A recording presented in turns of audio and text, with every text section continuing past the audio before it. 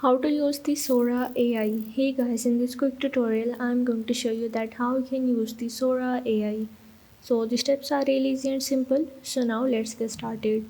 So first of all you have to go into your Google or any browser that you are using, and from here you have to search for the Sora AI. Now here you have to click on this first link of the Sora OpenAI.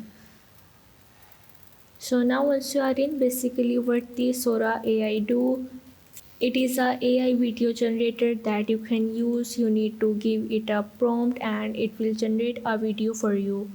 So how you can use that, and if you currently scroll down, as you can see that here is the option that Sora is becoming available to read timers to assist to access the critical areas for the harm or risk. So once they are complete with this, then it is available for the personal use to all of the public.